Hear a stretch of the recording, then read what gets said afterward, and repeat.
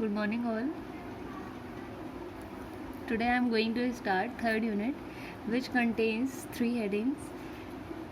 First one, physical examination of water. Second is chemical examination of water. Third is biological examination of water. So this is my first lecture on this unit, which is chemical examination of water, chemical properties of water. So chemical properties may be defined as the properties or characteristics which are involved in water chemically, जो properties water में chemically present रहती हैं जिसको हम physically sense नहीं कर सकते हैं, फील नहीं कर सकते हैं, टेस्ट की तरह, ओडर की तरह देख नहीं सकते हैं, टेम्परेचर को फील नहीं कर सकते हैं, बट वो प्रॉपर्टीज़ वाटर में केमिकली प्रेजेंट होती हैं, जैसे कि hardness, alkalinity, pH, chloride content, nitrogen content, phosphorus, chlorides, metal. So जो फर्स्ट टॉपिक है अपना वो हार्डनेस है, तो हम हार्डनेस को आप थोड़ा देख लेते हैं. जनरली हार्डनेस सभी को पता है, जो भी सोप का फॉर्मेशन होता है, जो फॉर्मेशन ऑफ सोप है उसका जो रेजिस्टेंस होता है, जैसे जैसे ही हार्डनेस पानी में बढ़ती जाएगी सोप का फॉर्मेशन वैसे वैसे रेजिस्ट होता जाएगा, सोप का फॉर्मेशन नहीं बनेगा. बेसिकली उसी प्रॉपर्टी को हम हार्डनेस बोलते हैं. तो इसकी डेफिनेशन देख लेते हैं. सबसे पहला, the property of water by which it doesn't consume और doesn't produce lather of foam with soap. तो जो भी कैरेक्टरिस्टिक है वाटर की जो कि फॉर्मेशन ऑफ सोप को, फॉर्मेशन ऑफ फोम को प्रिवेंट कर रही है, फोम को बनने नहीं दे रही है या लैथर को प्रोड्यूस नहीं होने दे रही है, वो बेसिकली हार्डनेस कहलाती है. तो यहाँ पर एक रिएक्शन, अब ये क्यों वाटर में आती है, कहाँ से आती है, कॉजेज़ क्या हैं इसके. तो बेसिकली जो भी वाटर में मल्टीवैलेंट मेटालिक कैटायंस होते हैं, वो जो भी मल्टीवैलेंट मेटालिक कैटायंस जिसमें पॉजिटिव चार्ज होता है, वो चाहे कैल्शियम हो, मैग्नीशियम हो सकता है, सोडियम हो सकता है, आयरन हो सकता है, एल्यूमिनियम हो सकता है, स्ट्रॉन्शियम हो सकता है, कुछ भी हो सकता है, फेरस हो सकता है. बट जो नेचुरल वाटर होता है उसमें ज़्यादातर कैल्शियम और मैग्नीशियम ही मल्टीवैलेंट मेटालिक कैटायंस की तरह प्रेजेंट रहते हैं जो कि हार्डनेस को प्रोड्यूस करते हैं. तो हमने यहाँ पर कैल्शियम और मैग्नीशियम लिया हुआ है. बेसिकली यहाँ पर जो M है वो रिप्रेजेंट कर रहा है मल्टीवैलेंट मेटालिक कैटायन को, और ये बेसिकली सोप का फॉर्मूला है, एक्सप्रेशन है. तो जैसे ही मेटालिक कैटायन और सोप का कंजम्पशन होगा, ये दोनों रिएक्ट करके ये जो मल्टीवैलेंट कैटायन है वो सोप के साथ जाकर स्टिक हो जाता है. मतलब रिएक्शन के बाद ये कुछ ऐसा एक्सप्रेशन बन जाता है, C17H35 CO whole twice M. M क्या डिनोट कर रहा है यहाँ पर, कोई भी मल्टीवैलेंट मेटालिक कैटायन है. यहाँ पर कैल्शियम भी हो सकता है, मैग्नीशियम भी हो सकता है, सोडियम भी हो सकता है, एल्यूमिनियम भी हो सकता है, आयरन भी हो सकता है, स्ट्रॉन्शियम भी हो सकता है, कुछ भी. तो यहाँ पर क्या हुआ, फाइनली प्रेसिपिटेट बन गया, और ये प्रेसिपिटेट वाटर में जब अवेलेबल होगा, वाटर में प्रेजेंट होगा, तो वो वाटर हार्ड वाटर कहलाता है. तो अब इसके पहले टाइप देख लेते हैं. बेसिकली जो हार्डनेस होती है वो दो टाइप की होती है, टेम्परेरी हार्डनेस और परमानेंट हार्डनेस. टेम्परेरी हार्डनेस पानी में परमानेंटली नहीं होती है. बेसिकली ये टेम्परेरी हार्डनेस पानी में कार्बोनेट या फिर बाई कार्बोनेट की वजह से प्रोड्यूस होती है, जो कि मेटालिक कैटायन के साथ एसोसिएट हो जाती है. तो और ये जो हार्डनेस होती है हम इसको बेसिकली बॉइलिंग नॉर्मल प्रोसीजर के थ्रू रिमूव कर सकते हैं, या तो हम वाटर में लाइम ऐड कर दें या तो वाटर को सिंपली बॉईल कर दें. वो हार्डनेस जो कि नॉर्मल बॉइलिंग से ही रिमूव हो सकती है और बेसिकली कार्बोनेट और बाई कार्बोनेट की वजह से प्रोड्यूस होती है, वो हार्डनेस टेम्परेरी हार्डनेस कहलाती है.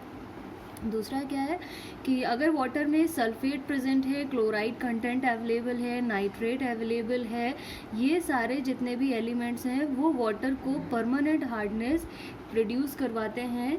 अब ये जो परमानेंट हार्डनेस है ये नॉर्मल प्रोसीजर के थ्रू रिमूव नहीं हो सकती है या नॉर्मल बॉइलिंग के थ्रू रिमूव नहीं हो सकती है. इसके लिए हमको कुछ स्पेशल टेक्निक्स अप्लाई करनी पड़ेगी. For example lime soda process. ये सारे प्रोसीजर अभी आगे देख लेंगे. पहला होता है लाइम सोडा स्टेप, दूसरा है आयन एक्सचेंज मेथड, लास्ट है डीमिनरलाइजेशन. ये तीनों ही टेक्निक में से कोई भी टेक्निक अगर हम अप्लाई कर रहे हैं तो वाटर की परमानेंट हार्डनेस को हम रिमूव कर सकते हैं. अब सॉफ्ट वाटर क्या होगा और हार्ड वाटर क्या होगा। तो यहाँ पर हमने डायग्राम पे एक कंटेनर लिया हुआ है, कंटेनर में पानी अवेलेबल है। अब इस पानी में कैल्शियम और मैग्नीशियम ही लिया है, क्योंकि नेचुरल वाटर में कैल्शियम और मैग्नीशियम ही अवेलेबल होता है।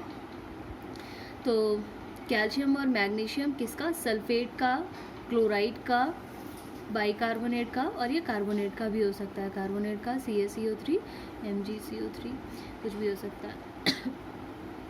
तो बेसिकली वाटर के सल्फेट, क्लोराइड, कार्बोनेट, बाइकार्बोनेट और कार्बोनेट के आयंस अगर पानी में अवेलेबल हैं तो ये वाटर हार्ड वाटर होगा। और जब भी ये सारे एलिमेंट्स वाटर में नहीं प्रेजेंट होंगे या वाटर फ्री होगा इन सारे डिजॉल्व्ड आयन से, वो वाटर हमेशा ही सॉफ्ट वाटर कहलाएगा। तो ये हो गया हार्डनेस, उसके टाइप्स और किसकी वजह से आता है पानी में हार्डनेस, और इसको हम कैसे रिमूव कर सकते हैं। अब पढ़ते हैं इसके कुछ इम्पैक्ट क्या होंगे अगर वाटर में हार्डनेस अवेलेबल है, और ये कितने अमाउंट तक परमिसिबल। बेसिकली क्या है कि वाटर में जो हार्डनेस होती है वो 200 mg पर लीटर ऑफ CaCO3 के इक्विवेलेंट ये एक्सेप्टेड है। अगर पानी में हार्डनेस 200 mg पर लीटर से ज़्यादा है या एक्सीड कर गई है तो वहाँ पर उस वाटर को रिजेक्ट कर देंगे। वो वाटर पोर्टेबल वाटर या ड्रिंकिंग वाटर की तरह हम उसे यूज़ नहीं करेंगे। तो अब इसके इम्पैक्ट देख लेते हैं कि क्या क्या इसके इम्पैक्ट पड़ेंगे, कि क्या क्या रिजल्ट्स आएंगे अगर हार्ड वाटर को हम कंज्यूम कर रहे हैं। तो सबसे पहला तो हार्डनेस अगर पानी में अवेलेबल है तो कुछ डिसीज़ेज़ होती हैं, वैसे तो नॉर्मल डिसीज़ेज़ हैं, पर बेसिकली जो स्किन एलर्जीज़ वगैरह, एक्जिमा वगैरह होता है ये पानी में हार्डनेस की वजह से होता है। दूसरा, ये वाटर को अनप्लीजेंट बनाती, डिसप्लीजिंग बनाती, यानी टेस्टलेस बनाती है। और उस पानी से अगर हम फूड पका रहे हैं या खाना बना रहे हैं, कुछ भी कर रहे हैं, तो वो पानी आपका, वो फूड आपका टेस्टलेस होगा, और उस वाटर को अगर हम कंज्यूम कर रहे हैं तो वो वाटर भी टेस्टलेस होगा। दूसरा है, इंडस्ट्रीज़ में जो बॉयलर वगैरह यूज़ किए जाते हैं उसमें स्केलिंग प्रॉब्लम क्रिएट होने लगती है अगर हार्ड वाटर यूज़ हो रहा है। स्केलिंग ऑफ बॉयलर क्या होता है, सपोज़ बॉयलर वो जहाँ पे पानी गर्म होता है, ये कोई बॉयलर है,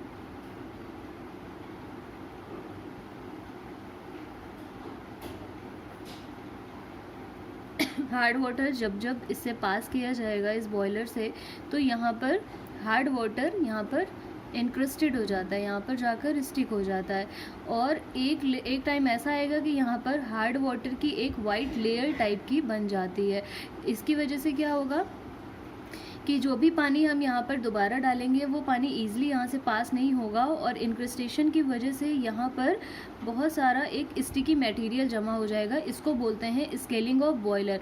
तो इस वजह से जो बॉयलर हम इस्तेमाल करते हैं अपने इंडस्ट्रीज़ वगैरह में या घरों पे इस्तेमाल करते हैं, उसको टाइम टू टाइम हमें क्लीन करना होता है ताकि उसमें से हार्डनेस रिमूव हो जाए।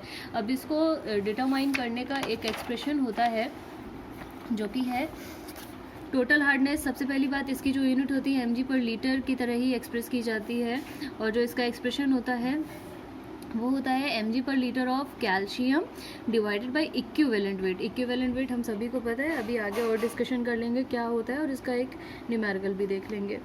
सो mg पर litre of calcium divided by equivalent weight of calcium into equivalent weight of CaCO3, यानी equivalent weight of calcium carbonate, क्योंकि कैल्शियम कार्बोनेट का जो इसका इक्विवेलेंट वेट होता है वो 50 अराउंड होता है, 50 ही होता है एग्जैक्ट, तो हमें कैलकुलेशन में थोड़ा इजी पड़ता है।